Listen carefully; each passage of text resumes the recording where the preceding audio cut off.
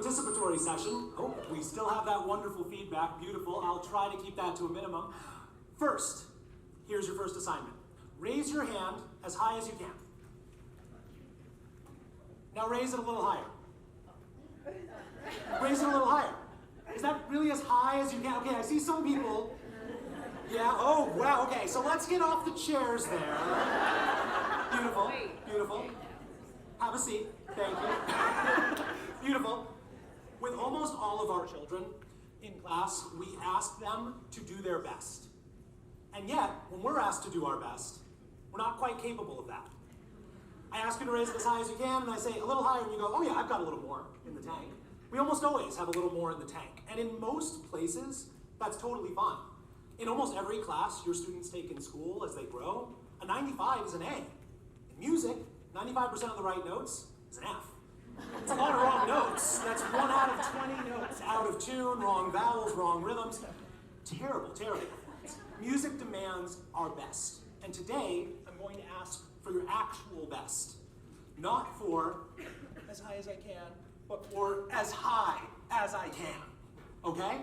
So, there's a quote that I've read a lot, you've probably heard it before as well, that I always think of when I come into these talks, which is that writing about music is like dancing about architecture.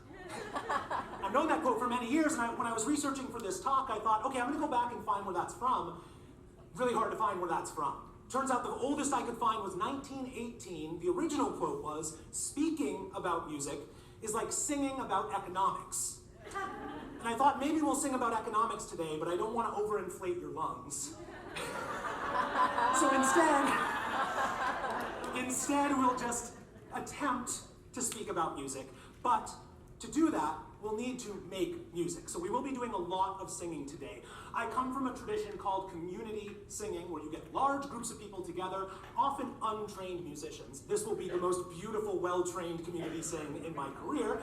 Often large groups of amateurs, whether that's in a church, a school, or a community organization, and get them to sing quickly in the oral tradition. I sing, then you sing. There will be no sheet music today. You should know almost all of these songs. If you need sheet music, you can contact me after. There will be a link to session notes on my website, topherkeene.com/LPM2023, and I'll have Shelly send that out afterwards. I'll also post the video from today's conference session and past sessions. So if you want a lot of Topher, there's a lot of Topher to be had. So here are the community sing rules. First, I sing, then you sing. That means if you know the tune, don't sing. Wait till I sing, because you're going to recognize some of these tunes, but they are folk tunes. And as you know, being Let's Play educators, folk tunes have many variations. So you may not know the version I know. That's lovely. There's room for all of our variations in our various classrooms. In this room, there's room for my variation. So listen to my variation, and then sing along. We will go melody first, so I sing, and then we all sing the melody. We have accomplished musicians in the room who can sing in harmony. I will ask for you to hold that until the second run through. Then we can add our beautiful harmonies and create the Let's Play music arrangement of each of these folk songs. So I sing, we all sing the melody, then we'll sing it again, and you can improvise some harmonies, or sing harmonies you remember yourself as well. If you are uncomfortable with harmony, there's a community sing leader in New England named Nick Page who has some great rules for adding harmony in a community sing situation. First rule, pick a note that sounds good. How do you know a note sounds good? Well, the first note usually sounds good because it's the first note. So if we're singing, Amazing Grace, how sweet the sound, you might do, Amazing Grace, how sweet the sound. You pick a note that sounds good, you stay there until it doesn't sound good anymore. When it feels like it's crunching with the other notes, then you move to a different note. You could go either up or down. I wouldn't go sideways, that's not the best direction. So pick a note that sounds good, and then move around. I still need many of you to sing the melody every time we sing. If everyone harmonizes, we lose the song. So please make sure many of you are singing the beautiful melody with me. The last rule when we're doing these community sings is the rule I have for all of my students in all of my classrooms 24/7. And that rule is always beautiful. Can you repeat after me? Always beautiful. Interesting. Repeat after me means after I say it. So repeat after me. Always beautiful. Always beautiful. Beautiful. Never louder than beautiful. Never quieter than beautiful. Always beautiful. Never faster than beautiful. Never slower than beautiful. Always Beautiful. Never higher than beautiful, never lower than beautiful, always Beautiful. always beautiful. So if you're unsure how to sing it, the more beautiful way is probably the right way. And we make this mistake a lot as educators, saying louder, louder, louder. And then they go, amazing grace, how sweet. Louder, but always beautiful. Never louder than beautiful. Softer. Amazing grace, how sweet the sound. If you think I want it that quiet, you're wrong. If I want it quiet, I want it as quiet as you can sing beautifully. If I want it fast, I want it as fast as you can sing beautifully. If I want it high, I want it as high as you can sing beautifully. We are wonderful, we have a wonderful blessing to live in a world where beautiful sounds are the most healthy sounds. It didn't have to be that way, but God is good, and he made it such that the beautiful sounds also are good for your voice. It could be that the beautiful sounds were incredibly straining on your voice, and damaged your voice, and made you lose your voice forever. But instead, you make a beautiful sound, and it happens to be the healthy way the voice was designed to be used. So today, always beautiful. Sit up tall, roll your shoulders back, relax your neck.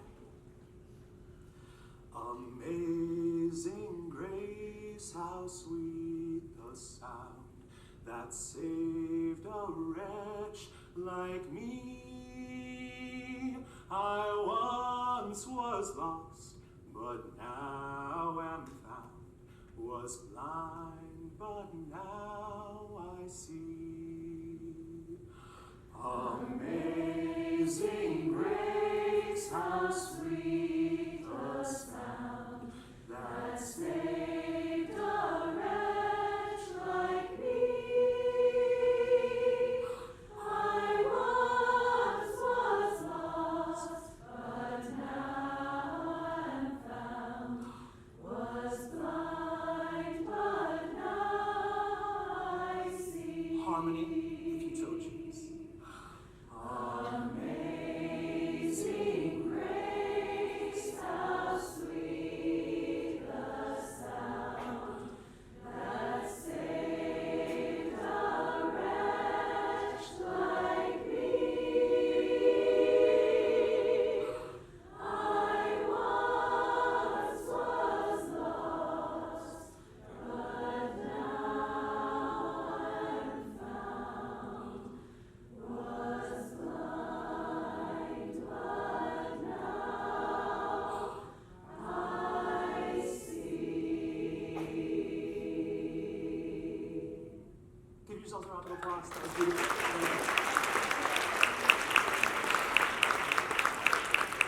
And now, I would like to welcome to the stage the star of the show, Miss Penelope Grace.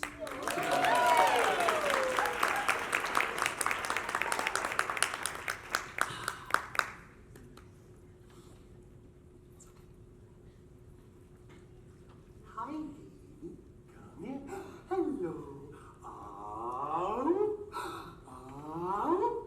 So big. Look at all his friends. Say hello, Penelope. Hi. Good girl. Originally, our name for Penelope was going to be Penelope Grace. She was my little amazing Grace.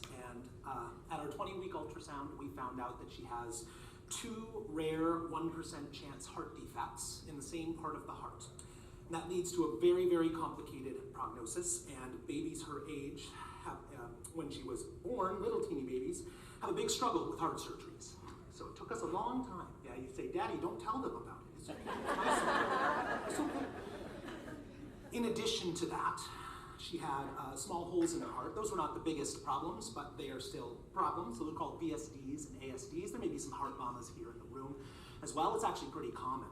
And when we were in the hospital, we decided to change her name. Instead of Penelope Grace, her great-great-grandmother, my beautiful wife's grandmother, Bernice, also entered the hospital for congestive heart failure. She was 100 years old.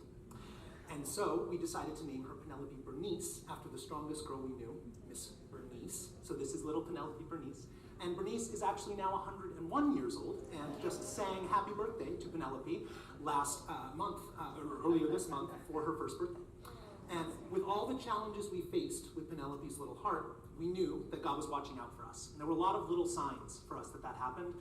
When we found out it was actually our anniversary weekend, and we were planning a trip up to Sedona. We still took that trip and decided to use it for some grieving and processing time when we were expecting Penelope.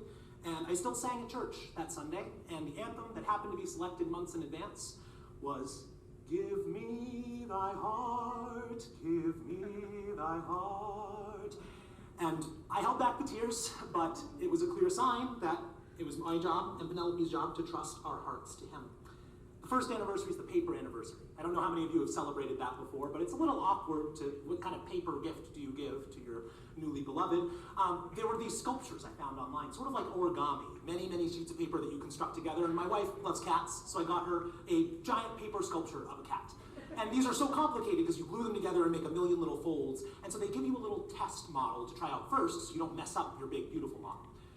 And so we get to our anniversary, and I give her the present, and she sees the test model. All I knew was that a cat was coming. The test model just happened to be a little red heart for our anniversary. And that was enough to be like, okay, God, I hear you, I get it. It's enough. Stop yelling at me. I know that you got this. But then as we finished, we both had tears come to our eyes when we turned it around and realized, because of a fluke of the design, the heart has a hole in it. So just a few days after finding out about our perfect, beautiful little baby with an imperfect little hole, God sent us a little heart with a hole to tell us it would all be okay. And we used singing and music as a primary way of staying bonded to our little baby, just like you do with your students and with your children, and just hopefully like your parents did for you. When we were in the hospital, helping her out for 5 months in total, there were many times where we couldn't be with her for surgery, and there were many times where we couldn't even hold her hand or pet her head because of the number of IVs and poles and little wires and wrappings all around her little hands and body, but we could always sing to her. And among the many lullabies and songs we sang for her, hopefully you have dozens and dozens in case you're ever, God forbid, in a situation like this. Hopefully you don't run out of songs. Because after about 20-30 minutes, you start realizing you don't know as many songs as you thought you did. And my wife started pulling from her subconscious a song that her parents used to sing to her when she was a child. It was from an old children's CD, not one that was super popular, and so the melody had kind of been rolled around in her subconscious over the years, and some words had been changed, and she ended up creating her own special version of Penelope. And the next song I'd like to sing with you is Penelope's special song, so that she can hear all of us sing it together. It goes like this. I love you so much, I love you so much, I can't even tell you how much I love you. You're perfect to me, sweet Penelope, my sweet little angel, my perfect baby. I love you, I love you, I love you, I love you, I love you, I do. I love you so much, I love you so much, I can't even tell you how much I love you. I say, then you say, I love you so much, I love you so much, I love you so much, I love you so much, I can't even tell you how much I love you. I can't even tell you how much I love you. You're perfect to me, sweet Penelope. You're perfect to me, sweet Penelope. My sweet little angel, my perfect baby. My sweet little angel, my perfect baby. I love you, I love you, I love you, I love you, I love you, I do. I love you, I love you, I love you, I love you, I love you, I do. And then a repeat. I love you so much, I love you so much, I love you and tell you how much I love you. I love you so much, I love you so much, I can't even tell you how much I love you. You're perfect to me, sweet Penelope, my sweet little angel, my perfect baby. I love you, I love you, I love you. I love you, I love you, I do. I love you so much, I love you so much, I can't even tell you how much I love you. Mwah. A big round of applause for Miss Penelope on the first day conference. You did such a good job with me. Everybody loves you so much. Everybody loves you so much.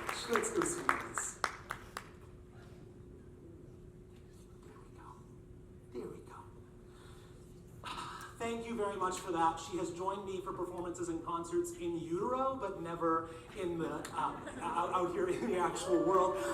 It's the first time that she's been here with me.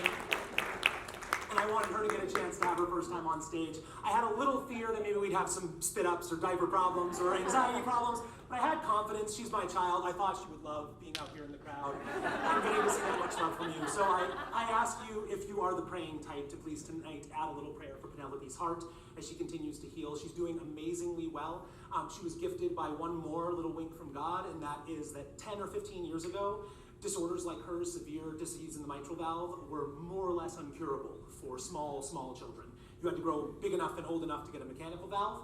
There is a relatively experimental, but still approved and standard surgery right now that does a replacement of that valve now in the small babies. Takes a valve that's supposed to be for the leg and changed and put into the heart by a very skilled surgeon. There are only 18 hospitals in the country that do this surgery, and one of them is PCH, which we happen to live 10 minutes away from. We bought that house before we were even pregnant, and God put us in the right place where we needed to be. And the name of that special valve is the melody valve. So Penelope has a little song in her heart, and we sang that song with her today.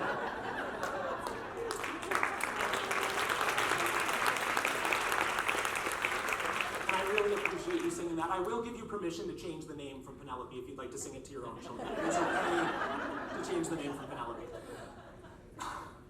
I've heard it said before that the voice is halfway between the head and the heart.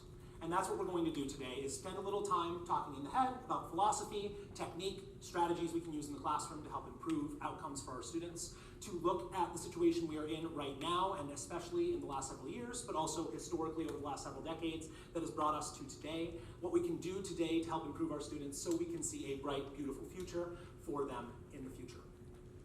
Through that intellectual conversation, we will integrate the voice, sing many songs together, and do a lot of beautiful music making, and end in the heart, where Miss Penelope spends all of her days breaking mine, and shares some stories of inspiration, motivation, and passion that keeps us going. Sometimes, I've had many of these conferences in my life, more as an attendee than as a performer, though I've performed at many of them. Sometimes you get people who come to a conference like this and go, man, I wish it was all just strategies and techniques and handouts and textbooks. I don't need this rah-rah, jazz you up, motivation thing. The motivation fades, after a couple days, after a couple weeks, it's not there anymore. And one of my mentors used to say, yeah, motivation fades. It's kind of like bathing. You should do it every day. And maybe once a year is enough, maybe once every quarter is enough, but sometimes we need that little kick in the butt to remind us why we do what we do. So that is my hope today, is we get a nice little balance of some textbook materials, some head, where we can think through how to improve our classrooms, and some heart, where we get some motivation to keep our passion and drive going, the things that got us into this field in the first place. And I'll tell you, one of my big ideas that I share with my students a lot is that in private coaching especially, but in every choir and every classroom I've been in, I'm not looking to create professional musicians. I don't think professional musicians come from a single class or a single coach. I think there's something in you that drives you and pushes you to do that if you're going to do it. And I think around 95% of our students, maybe even 99% of them, will never really engage with music professionally outside of middle school, high school. At each of these transition points, you quit choir, you quit a cappella, you quit the musicals, you have life arise. You have a medical child, you get married, you get a job, you build a business. It gets harder to engage with the music. So they'll look back on these times with good memories, and hopefully they will engage in some music in their families and communities. My big goal is that they still have a voice they can sing with until they're 80, so vocal health is a huge priority. My goal is that they have a lot of songs they can sing when they're 80, and they look at their sweet, beautiful little grandchild and decide, I'd like to sing her a lullaby, and realize all I really know are Billboard Top 40 and a couple of musical theater songs, and could really use a couple lullabies. So what we give our students in Let's Play is not just the music education. And in fact, the music education, while valuable, is probably the least valuable thing we give them. We give them a beautiful voice. We give them confidence to use that voice for the rest of their lives. And we give them a bank of songs they can use to connect with their children and with their families. And that, to me, is more important than anything else we can give them technique-wise. If you've been to my talks before, then you know, I think that being able to sing a song to your grandchild is a little more important than knowing Tchaikovsky's birthday. There's value to knowing Tchaikovsky's birthday or where Mozart was born, sure, but if you can't sing in tune, if you can't sing a lullaby when your baby's crying and you want to comfort them, then what are we really doing this for? So, we will start a little bit more in the head and talk about where we've been and where we're going. There's an elephant in the room, and you wouldn't be able to give a talk about music education in 2023 without addressing the last couple of years. When I was a kid, I thought, I'll be a lawyer. That was the thing I wanted to be the most. I think it was mostly from the intense prosecutors in the courtroom. You can't handle the truth. Really just wanted to be a performer. I ended up spending some time with lawyers, and they said, yeah, we don't do a lot of that. It's mostly paperwork. I said, okay, maybe not lawyer. The main deciding factor was actually, as I got older in high school, I realized, I want to be a good father. That is my biggest life goal. And if I'm a lawyer, I can be a good father. I know lawyers who are good fathers. However, lawyers are relatively controversial. Long hours, you can step into the wrong case. If you're going to defend a client who you know has done something unethical, it's still your ethical responsibility to provide them with the best defense possible. I could see myself hearing that Saddam Hussein has been captured for weapons of mass destruction and saying, I've got that case, I'm the best, I can get him off, don't worry. And I don't know that that would be the best role model for my future children, so I thought, not controversial, not law. Let's do something completely uncontroversial. Large groups of people singing together. That will never be controversial. On Valentine's Day in 2020, I spent it with my beautiful betrothed in Universal Studios with a large group of 10-year-old boys. The way any betrothed couple would want to spend Valentine's Day. We sang at some festivals, we had a wonderful time out there, and then came back and had no idea that it was one of the last times that large groups like that would gather in a place like Universal Studios for a long time. Beginning of March, I had a wonderful concert with one of my community choirs, and I was looking forward to my last spring concert coming up on March 14th.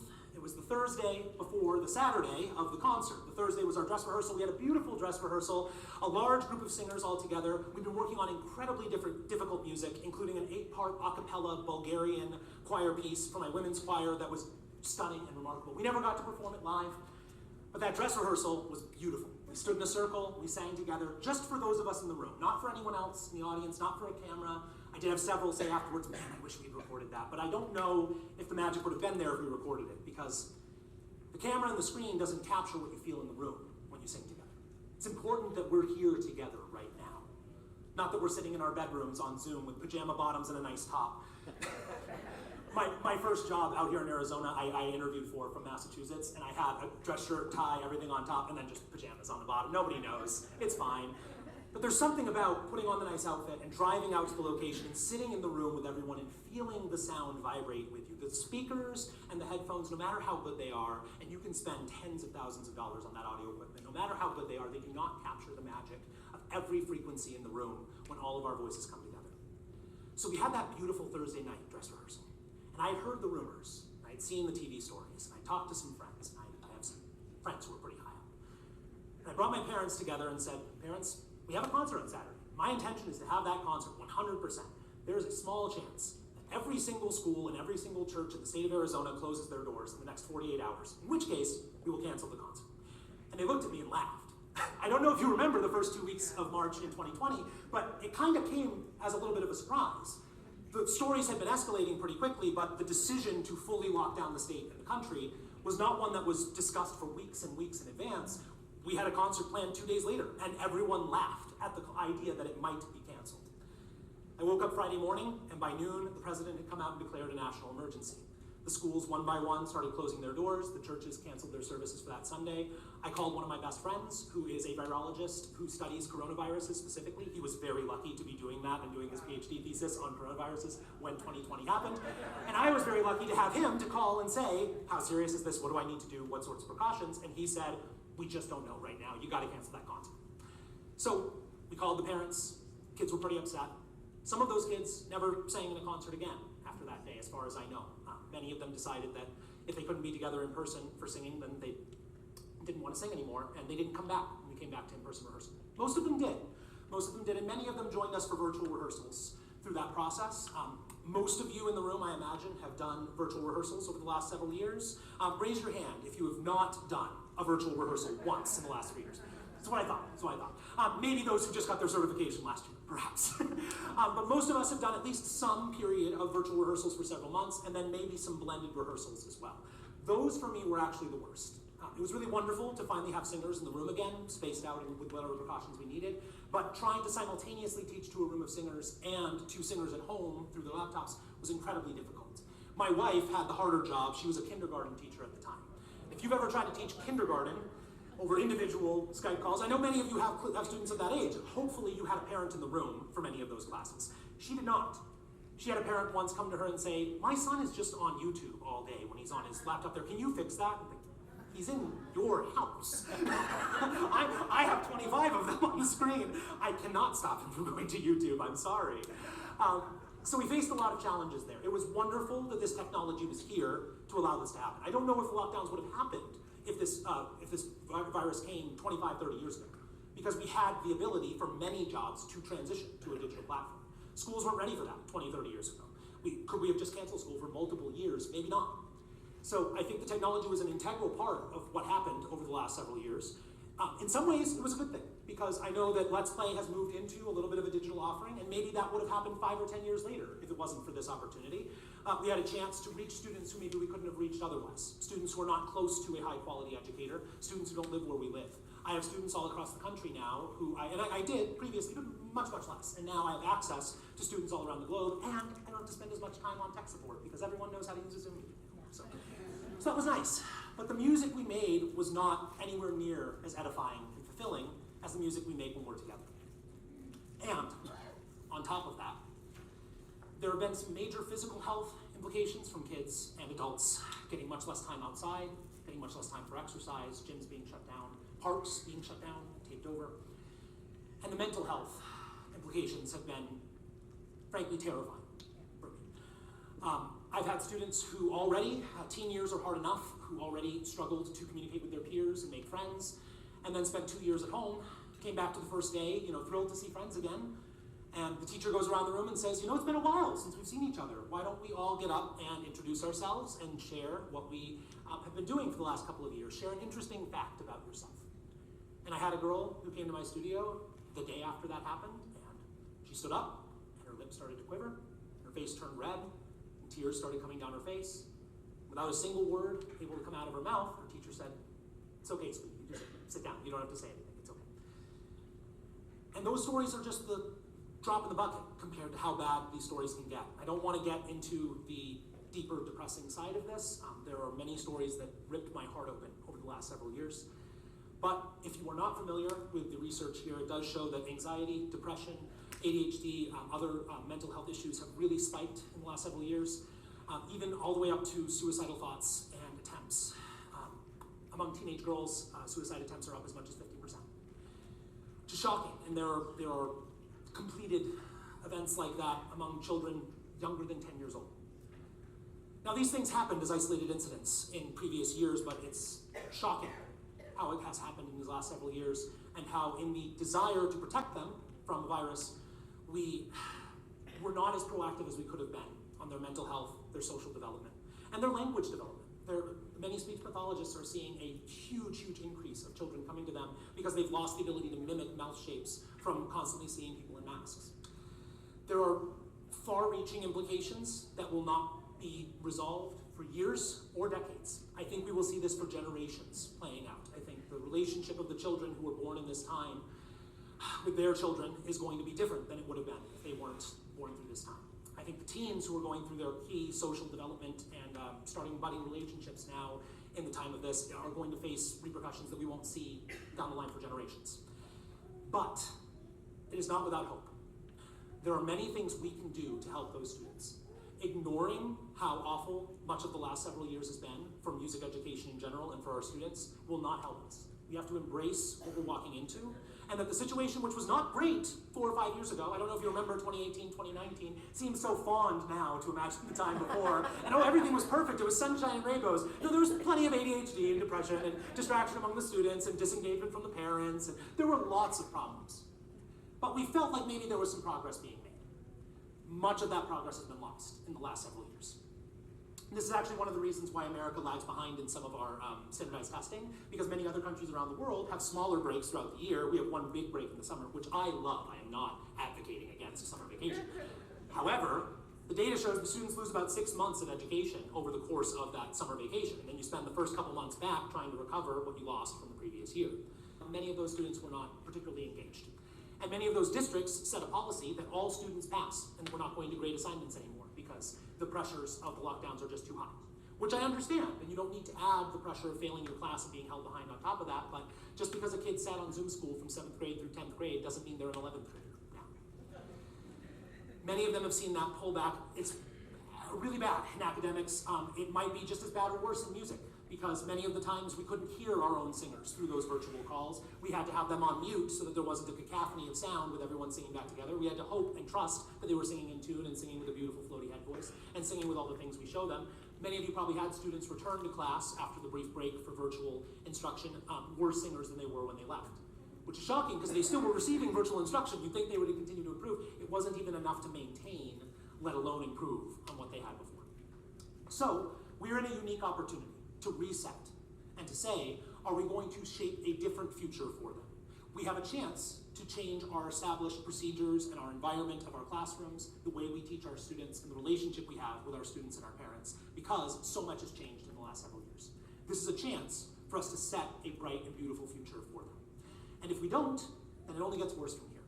So I want to encourage you to realize fully how bad the situation is, to give yourself and your students and your parents a lot of grace when their attention is completely sporadic, when they can't attend classes regularly, when they can't sit still and interact with their peers, when they're a little more aggressive with their peers than they used to be. They've lost a lot of social development, and they need our help to redevelop that.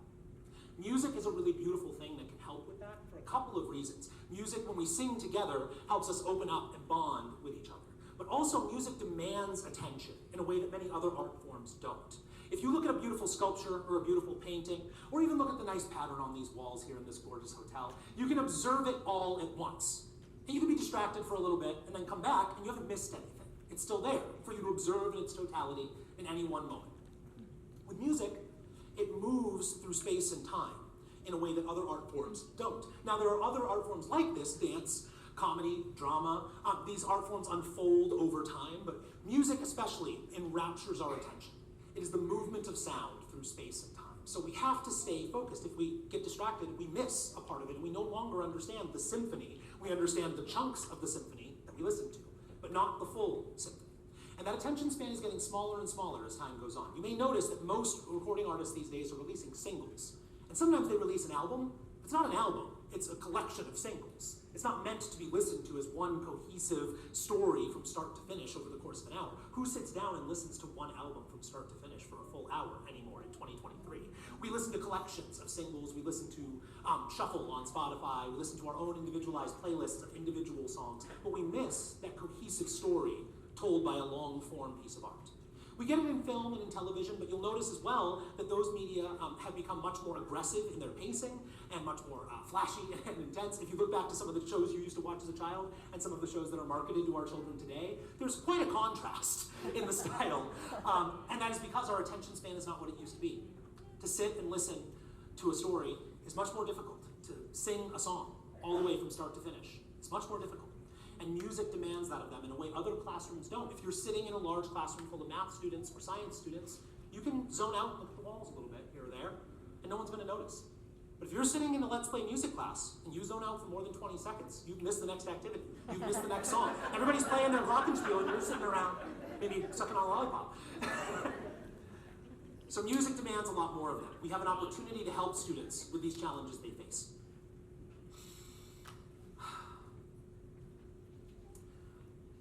The challenges over the last several years highlighted, especially for me, the contrast between the real and the virtual.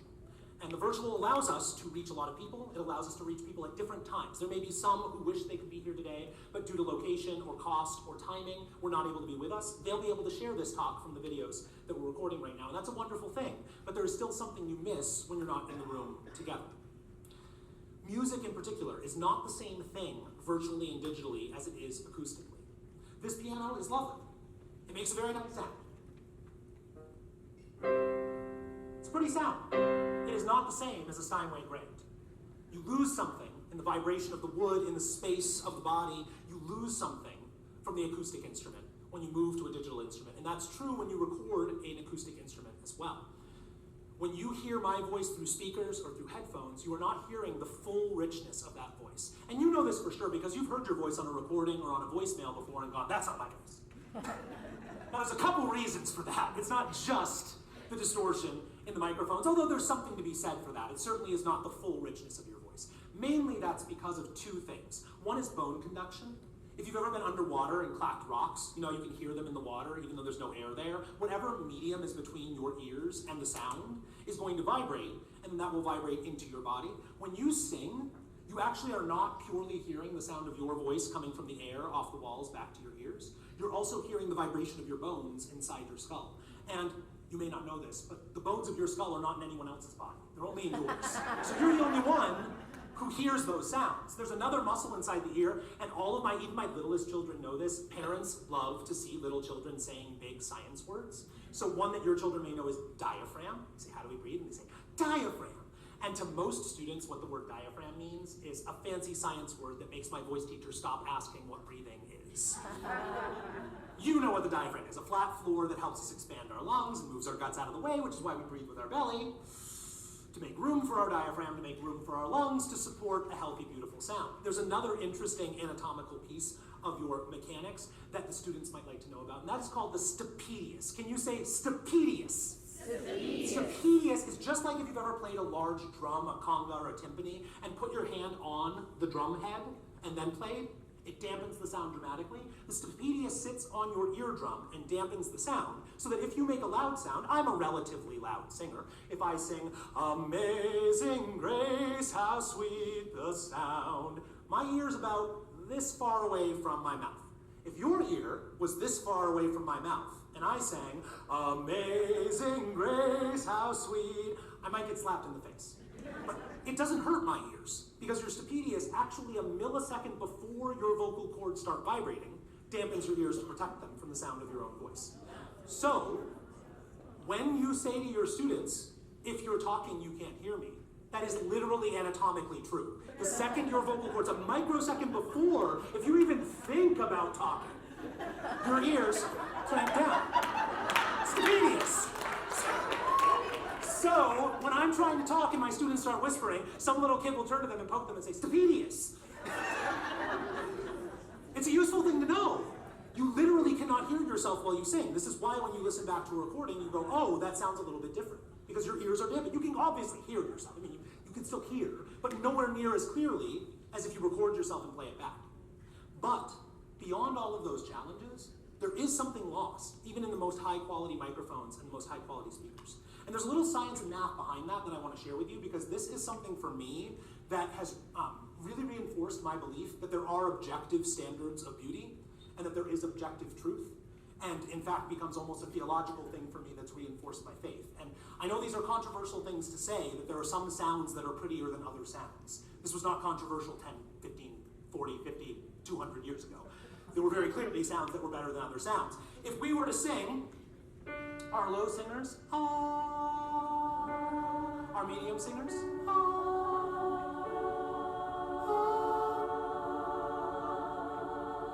a beautiful major triad, that sounds nicer than, and I believe that is objectively true. You can tell me that that's wrong and that you like the other sound better. That can be a matter of taste. Your taste is incorrect. My wife believes that ketchup is the right thing on a hot dog. I believe that mustard is the right thing on a hot dog. I believe I'm objectively correct because ketchup is just watered down tomato juice and it's disgusting. However, there's room for taste. Some people like ketchup, some people like mustard, some people like relish. Some people like chocolate ice cream on their hot dogs, and you shouldn't talk to those people. They're wrong. I leave room open that you may say what I really love is atonal, 12-tone, crazy, crunchy, weird, dissonant music. Sure, maybe you enjoy it. But to say that as a universal experience for humans, this sound is more beautiful than,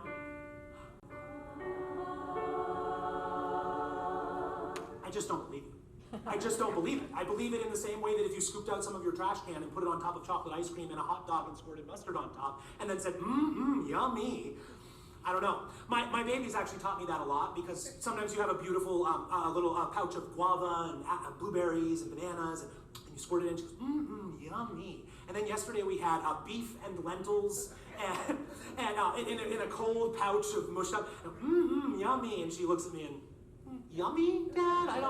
I mean, savory, good enough, but yummy? I'd rather have the guavas. I'd rather have the blueberries.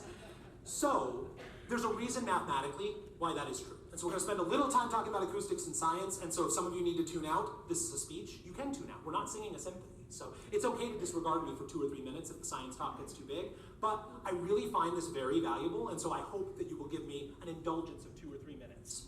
An indulgence of 2 or 3 minutes for the science talk. So, how many have heard the term overtones before? Lovely. How many have heard the term timbre before? So when there are 2 notes, 2 sounds that are similar, there's a lot of ways they can be similar. Pitch is one way. Ah, ah. Exactly identical pitch. I'm not even singing down the octave. Dynamics are another way. Ah, ah. Good. Duration is another way. Ah, ah. There's lots of ways you can vary a sound. When you've done everything else, pitch, duration, volume, vowel, all these other things you can do, the last thing remaining is the timbre. The timbre is the tone quality, the thing that tells me that this is not ah, and that ah is not.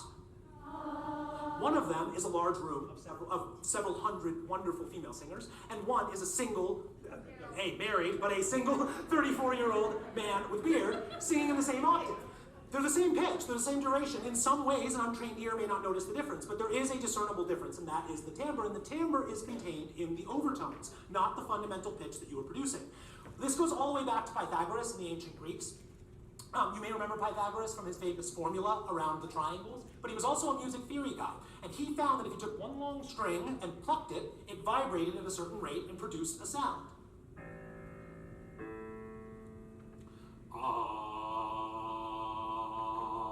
That string, vibrating at that speed, would be 110 times per second. And he saw something very interesting. If you plucked that string, you could tell it wasn't just vibrating at the full length, it was also vibrating at other points along the string. And if you held the string at the halfway point,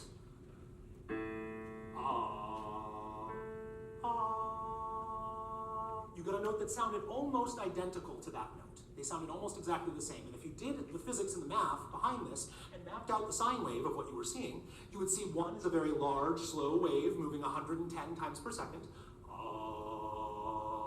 and one is moving exactly twice as fast at 220 times per second.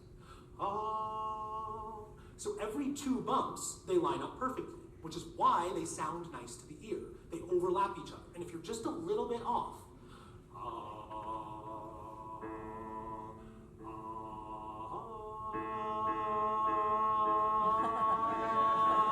I'm almost there. But when you're almost there, it's almost worse than being far away. And you've experienced this. Kids who are almost there, you go, man, if you just sang a different note, it would be better. Like, don't even try. Just drop down to the 5th. And you'll find this when we're singing harmony together. Just drop down to the 5th. If the 3rd is too high, that's fine. Just drop down to a lower pitch.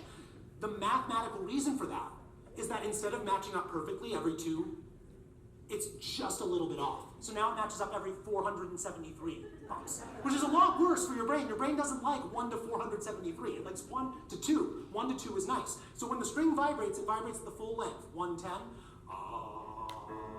220, it vibrates at the half length. Then it vibrates at 1/3 of the length. It triples the frequency, and now we don't have an octave anymore. We have, we have the 5th. 330. And once we have the 5th, we have something magical, because now we have 2 different notes that don't sound exactly the same. And if you stack those 5ths on top of each other, a 2 to 3 ratio, and then a 2 to 3 ratio from there, and then a 2 to 3 ratio from there, and if you keep doing that all the way up the scale, and then you bring those notes down into the same octave, you end up with a major scale, and eventually a chromatic scale, because all you need is a 5th. If you keep stacking 5ths, you can get all the notes you need. All you gotta do is cram them down into the same octave. That's where we started Western harmony, is by taking these 5ths and cramming them down into a single scale, and eventually a full chromatic scale.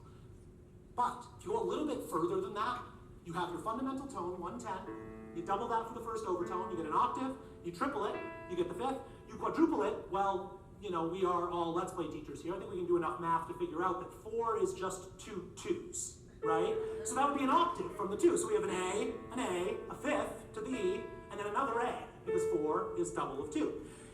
Then, that next overtone gives us our major triad. Can you sing for me? fundamental because I don't want to make you sing. So here's our fundamental. Here's our first overtone. Few altos. And then the next octave.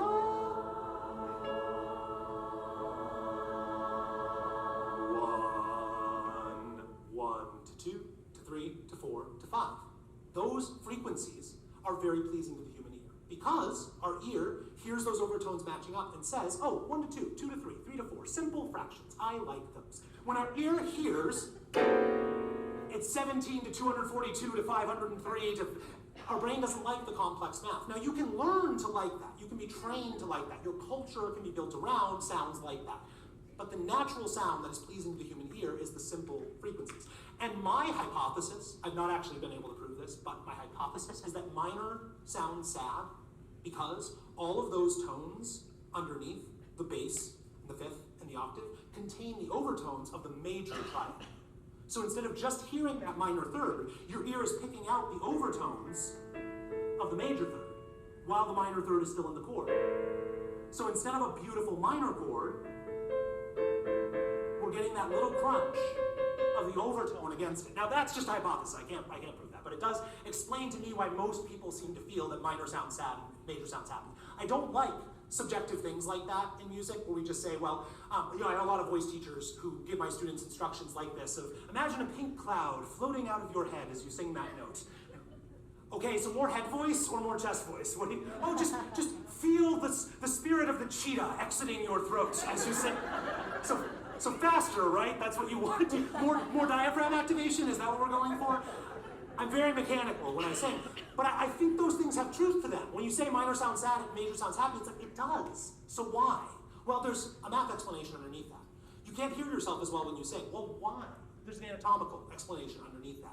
So I'm not telling you to go back and get a PhD in acoustical physics or calculus or anatomy, but a little bit of research into this stuff will often answer those little questions for you, which can help spark curiosity among your students. When they ask, why is this way? Why does that work that way? You might have an answer for them, or you might at least be able to move them down the right direction. And it might be more edifying for you. So I found those things very interesting, and I found that understanding of mathematics helped me to understand why the virtual music didn't feel as connected as the live music. Because our overtones weren't ringing together. The speakers can't reach all of those fundamental tones and those overtones. It can't capture the complexities of the sound. There's more there than you can get. So I came back to in-person singing as quickly as I could.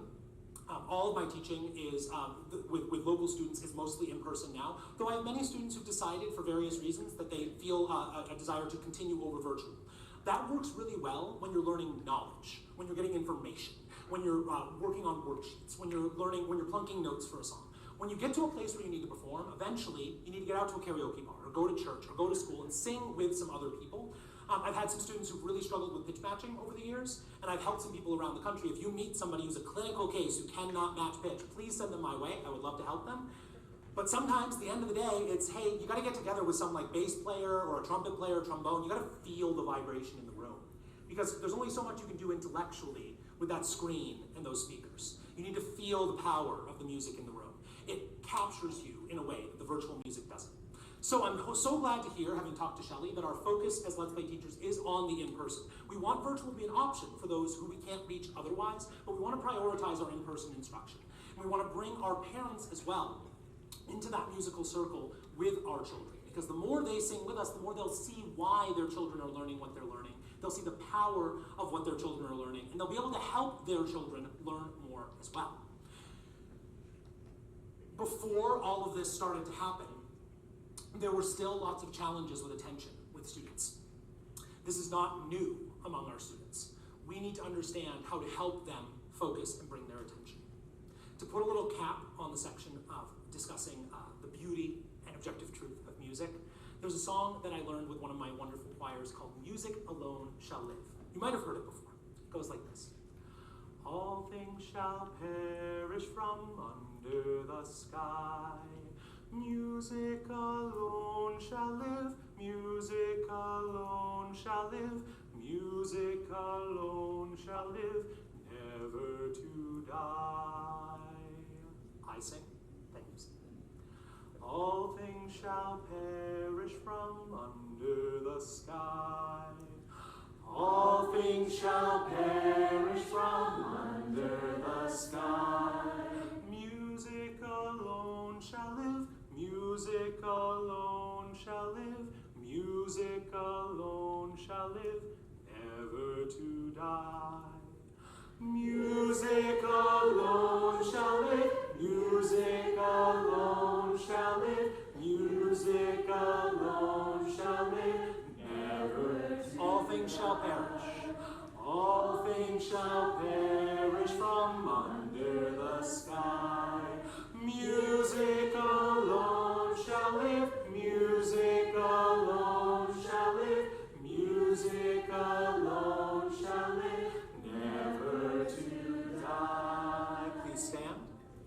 Find a partner. I'm the guy in every one of these conferences when they say find a partner. I'm the odd one out of a group of 3. The partners are next to me here, the partners are next to me here. If you're the odd one out and you don't have a partner, just make a little pot of 3. That's fine. But try to find a partner. Make eye contact.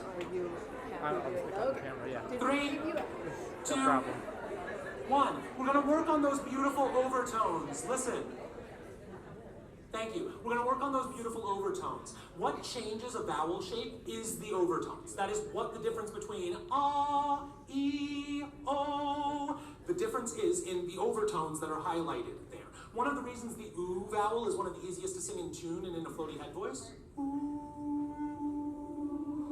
is because it highlights that first overtone, the octave, so it's a lot easier to hear. Some of the other more complicated vowels, e, has a lot of noise in it around the 3rd and the 5th, so sometimes our singers hear another pitch. They're not hearing your fundamental, they're hearing that little overtone in there and trying to match that. If you've ever had a singer who consistently sings at the 3rd, which I've had a couple of times, where they just create a little harmony on their own because they can't get to that fundamental, sometimes it's a vowel issue. Sometimes it's the resonance of your voice. The thing that makes our individual voices different is the shape of our larynx, the shape of our jaw, the shape of our teeth. That will radically change it. So which overtones are highlighted changes dramatically. We're going to focus on that right now. So the first thing I want is right here on a round classical E.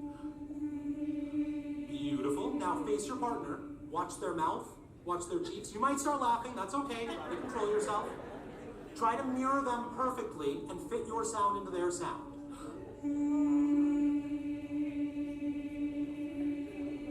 Beautiful. Now, produce your widest, most beautiful kindergarten E. Match your partner. Now, one, eyes on me. E.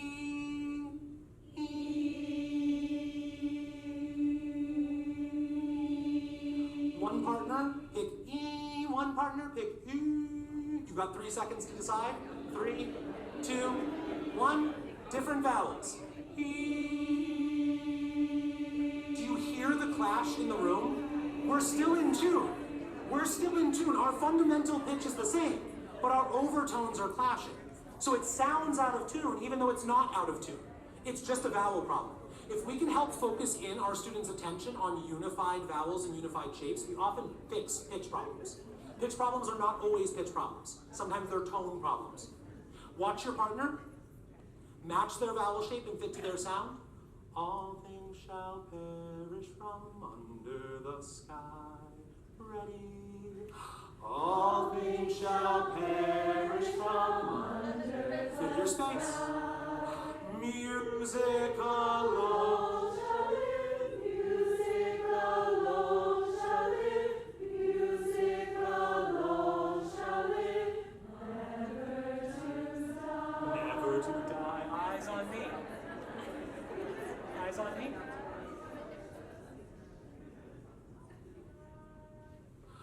All things shall perish from under the sky. All things shall perish from under the sky.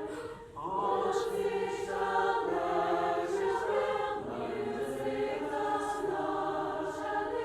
Music alone shall live. Music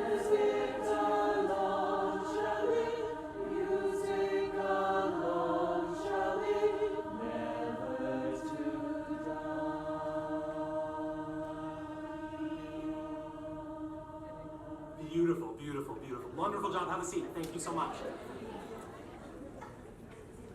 Keeping focused attention in the room is key. ADHD is an epidemic among our children. Being able to focus and pay attention is impossible because the corporate society we live in has a term which has actually become major keynotes like this and major books and big publishing deals for a lot of marketers called the attention economy. How many have heard of the attention economy before? Yeah, maybe not. But if you follow business and sales like I do, it has been a hot topic for several decades because money is actually not the most important thing for most companies at the end of the day. Many of our largest tech companies that are multi-billion-dollar companies, Facebook, Twitter, Instagram, Snapchat, these companies did not start profitable. And many of them 10 years in are still losing money every single year. However, they have large amounts of users. They have large amounts of people paying attention to them. And investors are willing to pay money for access to large amounts of people's attention. The ads on Facebook, the ads on Amazon that pump up the listing right to the top, the ads on Google when you search for something, that's where they make their money, and they make their money off of our eyeballs and off of our attention.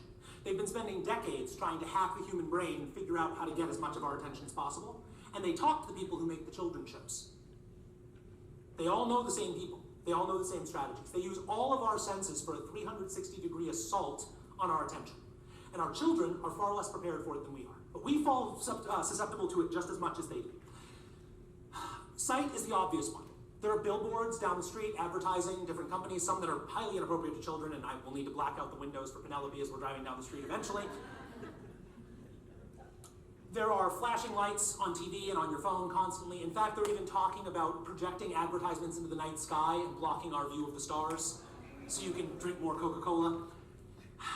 Sound, very obvious. You hear the little dings and the little notifications on your phone. You would be shocked to find out the little that happens with a Facebook message. There's probably some guy who's paid $120,000 a year to come up with that one sound.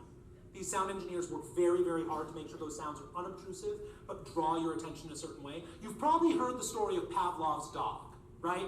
Sound familiar? He dings a bell, the dogs eat. He dings a bell, the dogs eat. He dings a bell, doesn't give them food, saliva starts dripping out of their mouth.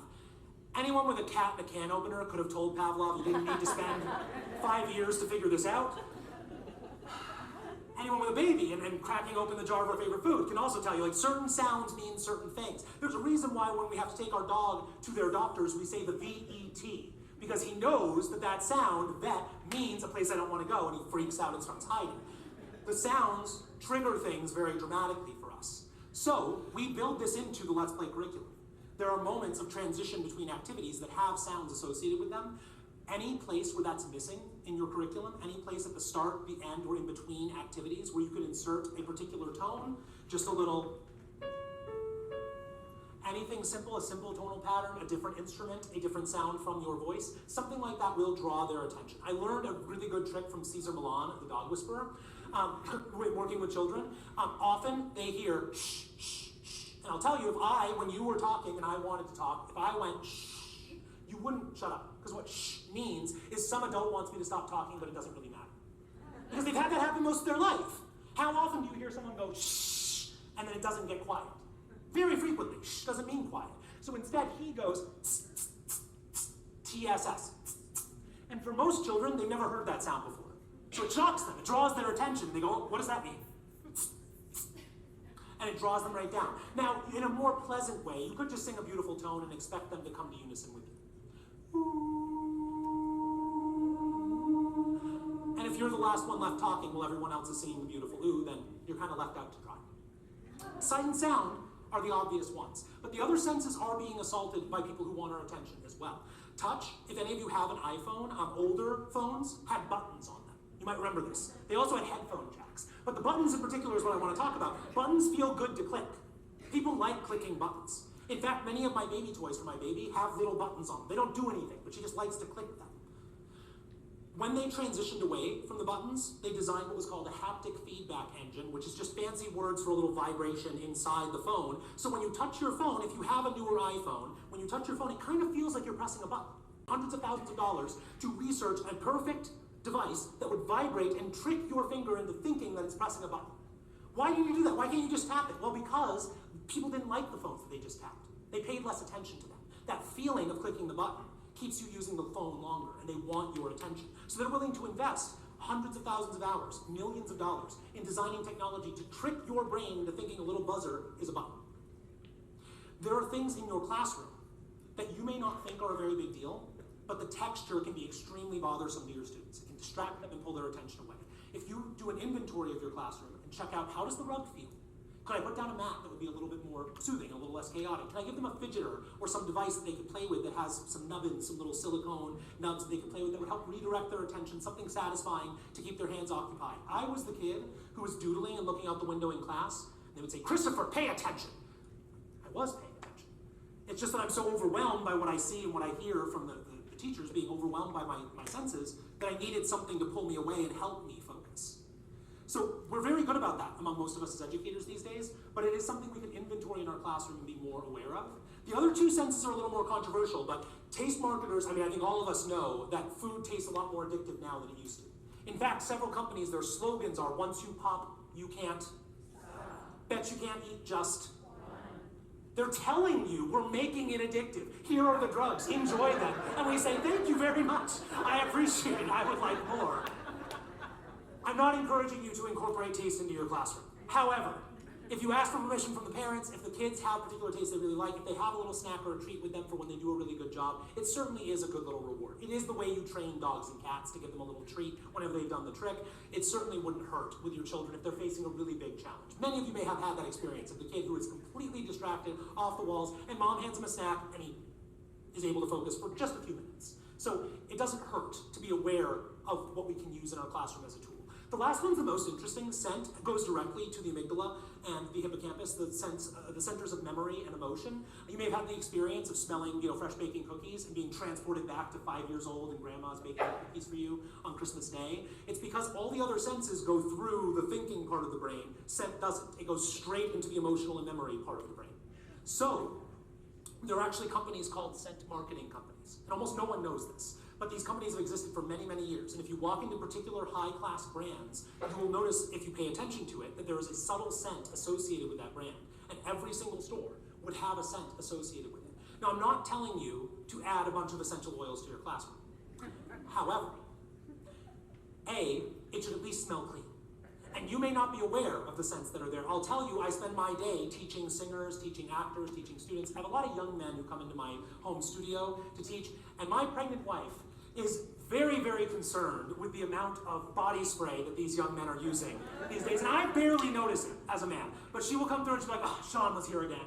I was like, he was here 5 hours ago, and there's been 3 other people since. Like, "Yeah, no, that's Sean. That's him." When we first were pregnant with Penelope, we walked into a grocery store at one point, and she went and just walked away from me. And I found her, and she said, "Peaches." And there were a whole bunch of fresh spring peaches there, and I said, "You know what? I trust the pregnant wife's nose. There's something in those peaches that Penelope needs." I would not be shocked to find out that peaches have something for our health, and just her body was telling her, "I need these peaches." Now, I found a wonderful peach festival here in Arizona. You should consider coming to it in the summer. It looks like a wonderful thing. And so I planned that out as this wonderful journey because my wife loves peaches and it was going to be so wonderful. By the time we got to the festival, her taste had completely changed. The peaches were disgusting and she didn't want anything to do with them, unfortunately. So those tastes can change. But if you had a certain scent associated with your classroom, say a nice lilac or a nice orange citrus kind of smell, maybe 5 years, 10 years, 15 years down the road, like you do when you're smelling baking cookies and remembering grandma, they might get a scent of a lilac tree and go, "Oh yeah, I love music class," and a little song might pop into their head.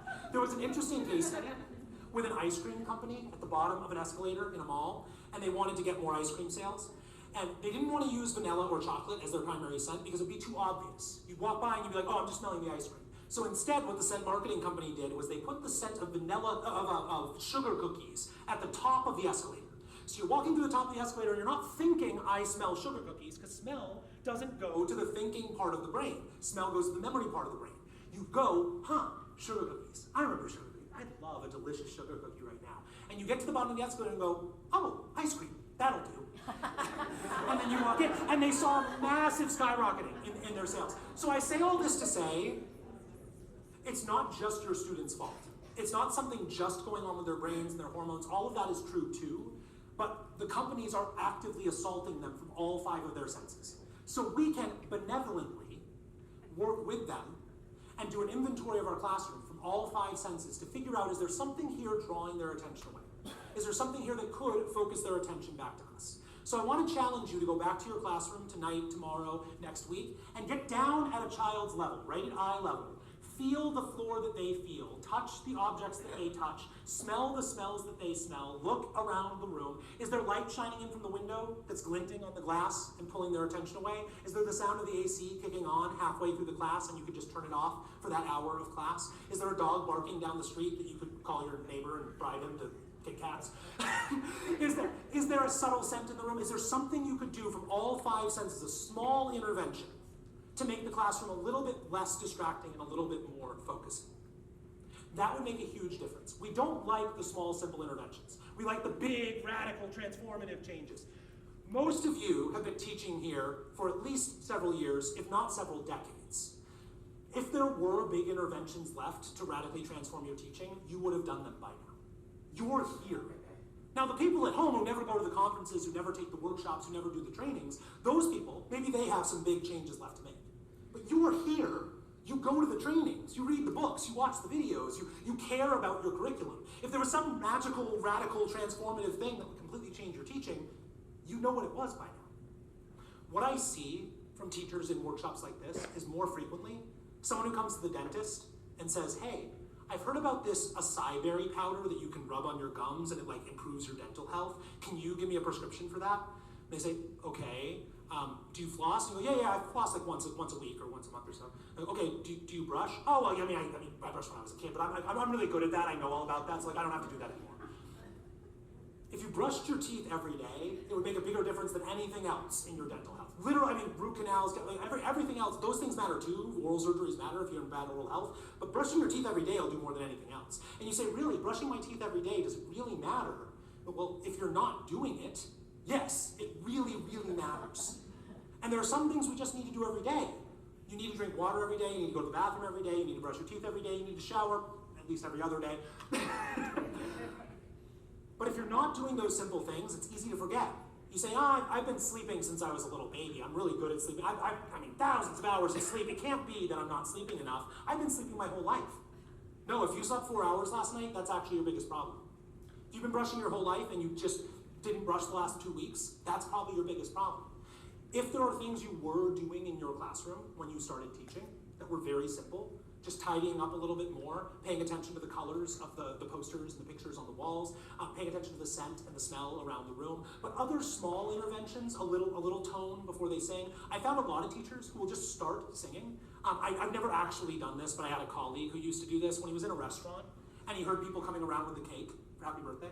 He would come up and say, excuse me everyone, I'm sorry. I'm a professional, I teach singing. I'd just like you to know that there's one small thing we can do so that this happy birthday will sound much more beautiful than all the other happy birthdays. Let's just all find the same first note.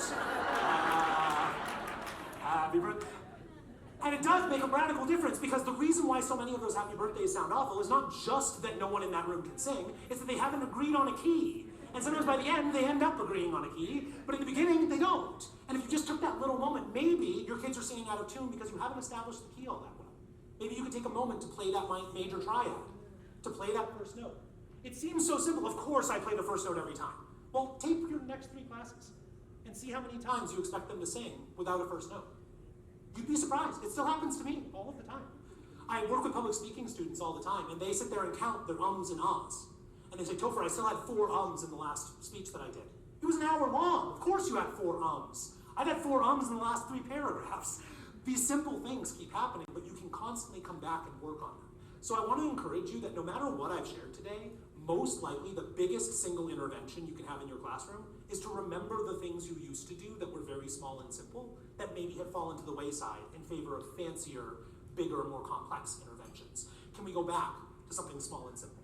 Think back to your favorite music classes and your favorite music teachers. What did they do in the environment that made it feel much more at home, that made it easier to not get distracted? What are things you could do to help make that more simple? And every year, every couple of years, do an inventory. Check back through. What did I used to do that I'm not doing anymore? Rather than going on WebMD and trying to figure out some secret Hindu mixture of connections of coconut pulling that can activate your dental health, maybe go, I haven't brushed my teeth in a couple months. Maybe that's it. it happens all the time in our classroom. So I guarantee nearly everyone in the room has something they can remember if you spend the next few days thinking about it and going through your classroom, something you used to do that really helped that you're not doing anymore. And that's probably the biggest thing you can do, is those small, simple interventions. There's a big difference between simple things and easy things. And we get these confused very frequently. There's an analogy I like to use that really helps my students understand the difference between these. And that is a bicycle and a unicycle. So listen carefully.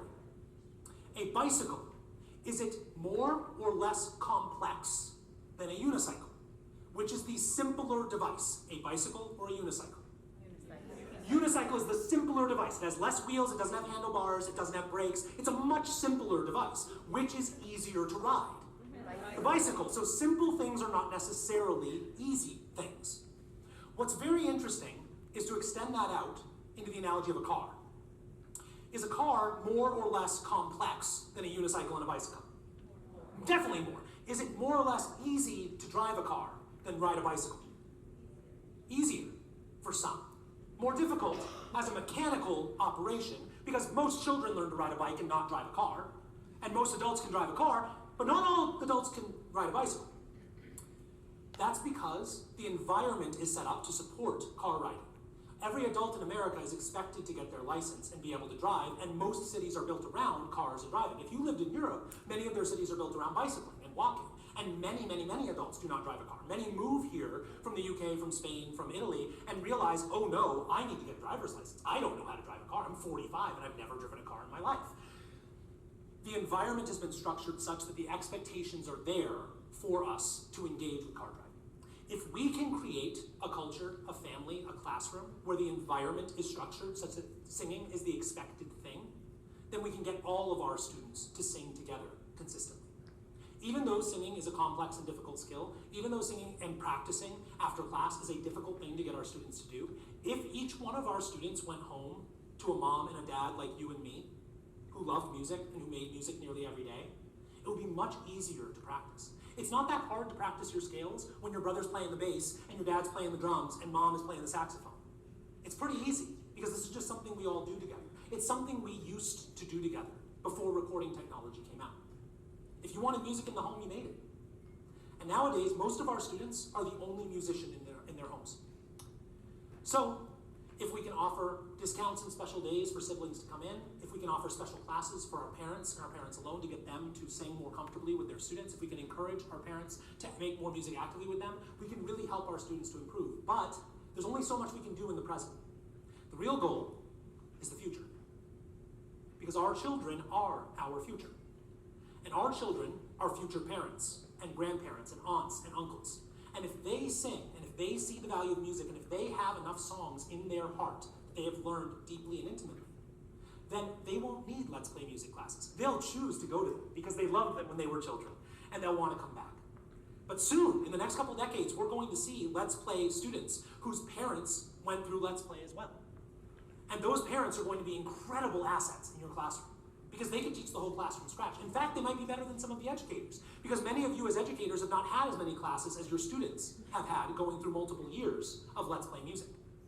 The goal would be to have a family like Shelley's, where we all make music together. When I was on Shelley's podcast, like she mentioned at the beginning, her son was there operating the sound booth. He produces the tracks for the company. They make music together as a family. It's not hard to get Jess to do his scales, because mom runs a music company, and mom needs the tracks done. So I'm going to make the tracks. If we had more musical families that were more connected through music, then we'd be able to keep our students making music outside of the classroom. We do amazing things in our classrooms. They are incredible. I love our wonderful classrooms, but they're such a small part of the week. It's an important part of the week. You don't spend a lot of your day brushing your teeth, but it makes a big impact. But we only spend a half an hour with those students in their week. They spend a lot more time at home and with their peers. If we can help create a culture of singing, if we can make it easier for them to sing with their families, if we can bring the families in and create more musical families, if we can inspire those children to have big, beautiful families of children themselves and teach all their children to sing, then we can change the culture radically. And eventually, outside of those small families, becomes a community where everyone sings together. It becomes a church where everyone sings the hymns instead of sitting and listening. It becomes a community where, like when I was a child in rural Maine, we go door to door and sing Christmas carols at Christmas time. That could come back. It's not that far away. But we had a bomb dropped on our culture in the last several decades, and particularly in these last 3 years. We've lost our musical tradition. We have the chance to get it back. The last thing I want to share with you is a story of a couple of women who've had a remarkable impact on me as an educator. And I'd like to sing one last song in honor of some of them. Glory, glory, hallelujah. Glory, glory, hallelujah. Glory, glory, hallelujah. His truth is marching on. The winter before 2020, I had a Christmas concert with a retirement choir. I had the same concert with that choir many years.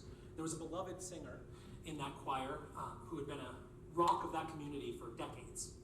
She sewed the costumes for the drama clubs, she led dance classes, she sang in the chorus every year for years and years and years. Ima, she was 98 years old. She was probably barely 95 pounds herself. Sweetest little lady. And still did the digital newsletter for the chorus at 98 years old. And we got to our Christmas concert, and we sang many songs, and that was our closing song. And she, 98 years old, was belting out high B flats at the end of the Battle Hymn of the Republic, loving her life, big smile on her face. And she was gone 2 weeks later. She was spared the chaos of these last several years. She passed a little bit before everything kicked off with the COVID situation. And I am very confident in saying, if a doctor had sat with Ima and said, you know, this singing is a little hard on you, you're standing up and you're breathing so deep, I think if you just quit the chorus concerts, you'd probably live a little, a few more weeks longer, a few more months, you might get a few more months, maybe even another year of life out of this, if you didn't push yourself so hard and do the drama and the dancing and the singing. And I think she would have said, what's life without music and dance and drama and my community and being with everyone else? She chose in that moment to go out singing. And you never know when your last song is going to be. Some of us get a really beautiful moment, a big final finale, singing in front of a giant audience and raucous applause and beautiful music, and sometimes it's just a song you were jamming out to in the car before tragedy strikes. So I want to encourage you to treat every song like it's your last, because you never know when that last song will come.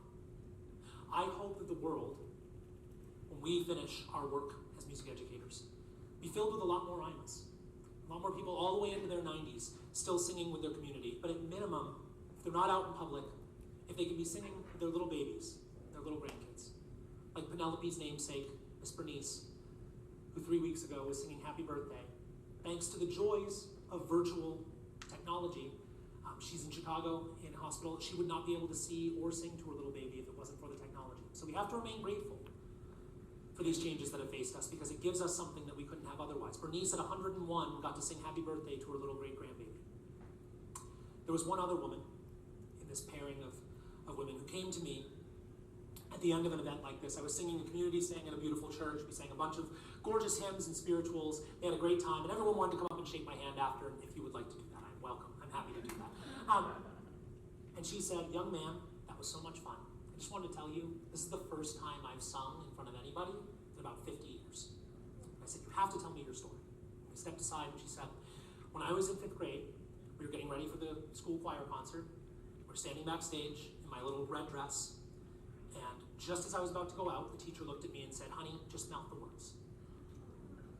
She could still remember the color of the dress. Now, I don't blame that teacher. I think we all say things we don't mean in these moments, and I don't think it was malicious in any way. We don't understand often the impact our words can have with our students. But it only takes a little bit to make a kid decide that they'll never sing again. And we have a lot of that in our culture right now. I guarantee you, you have many parents in your classrooms who have never once opened their mouth. If we can help inspire them, then we can make a difference in society. But I don't know that we can inspire all of them. What I know we can do is make an impact on our children, so that in the future, those children who become parents and grandparents will be singers and will build a community. And if you have a family of 17, between husband and wife and uncles and aunts and kids, or maybe just 17 kids, that'd be wonderful. I'm praying for as many as I can get. and one of them doesn't sing, they're the odd one out. The group of singers can bring them back in. But if you have a room of 17 and only one of them sings, they're the odd one out. And the pressure will be there that I shouldn't sing, because only kids sing. I go to music class and all the little kids sing, but the grown-ups, they don't sing. Singing is a baby thing. I want to sing. I don't want to sing because I want to be a big kid, like dad or like mom. This is why they have candy cigarettes, because the kids want something that looks like what mom and dad has. So if mom and dad sing, the kids will grow up into adults who sing. My hope is that by inspiring our children, in the future, we can have more Imas and more Bernices who are singing into their 80s, their 90s, even past 100, connecting with their families through song, and fewer little red dresses of girls who spent decades afraid to sing. Please stand. Glory, glory, hallelujah. Glory, glory, hallelujah. Glory, glory, hallelujah. His truth is marching on. Glory, glory, hallelujah. Glory, glory, hallelujah. Glory, glory, hallelujah. His truth is marching on. Harmony if it inspires. Glory, glory, hallelujah. Glory, glory, hallelujah. Glory, glory, hallelujah. Soprano ones for Ima. His truth is marching on. Thank you. Our children are our future. Please remember that. Thank you.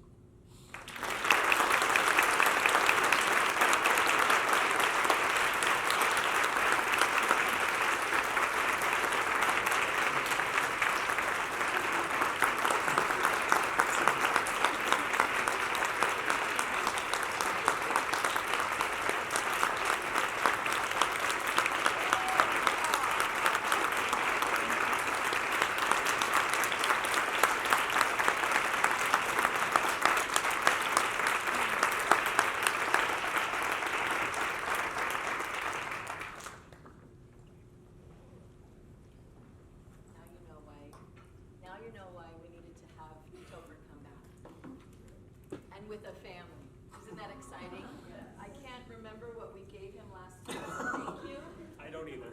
It's been a wild 3 years, Shelby. But this is going to be better because you Ooh, guys I love it. I love it. I love it. So we're giving Topher Thank some, and a frog Oh, rhythm, perfect. and some rhythm sticks, and don't worry. She'll love it. Look at this, Topher. Yes. You were gonna die for this. Ooh, I love storybooks. I was actually very jealous when I saw you advertising all of the storybook subscription boxes and everything. I was like, oh my gosh, man. I wish. Oh, wonderful. The music is there on the Thank QR you. codes. Oh, that's so many sweet. hours for sweet Thank Penelope. you. Thank you so much. She'll love it. She'll love it.